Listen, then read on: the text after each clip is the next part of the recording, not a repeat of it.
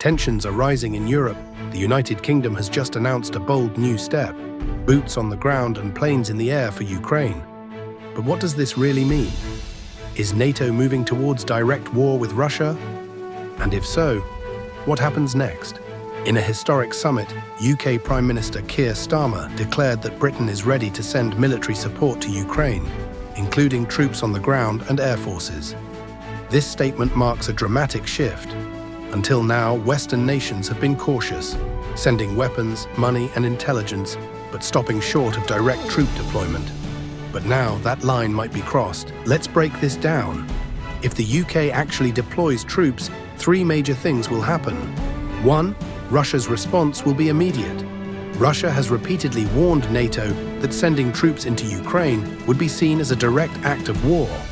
If UK or NATO soldiers land in Ukraine, Moscow could retaliate aggressively, potentially targeting European bases or even escalating nuclear threats. 2. NATO will be forced to choose. Right now, NATO's official position is to support Ukraine, but avoid direct war with Russia. If the UK moves forward, other European countries will have to decide, join in or hold back. And what about the US? Will Washington send American troops next? 3. Global stability will shake. A larger war in Europe would trigger economic turmoil worldwide. Gas prices could skyrocket, global trade could be disrupted, and we could see new Cold War-style divisions forming. There's another twist to this story. Some NATO countries are reportedly considering bypassing the US and making their own military decisions about Ukraine. This would be a huge shift in global power. For decades, the US has led NATO's military strategy. But now, European nations might be taking matters into their own hands. Why? Because they no longer want to depend entirely on America's decisions. This also raises a critical question.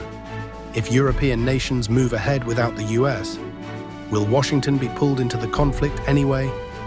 So what's next? There are a few possible outcomes. Scenario 1. The UK backs down after backlash, keeping the war at its current level. Scenario 2. NATO members follow the UK's lead, escalating the war. Scenario 3. Russia retaliates with direct military action, dragging Europe into a larger conflict. One thing is clear, this is a turning point in history. The decisions made in the next few weeks could shape the future of Europe and the world. What do you think? Is NATO heading for war with Russia? Should the US stay out or get involved?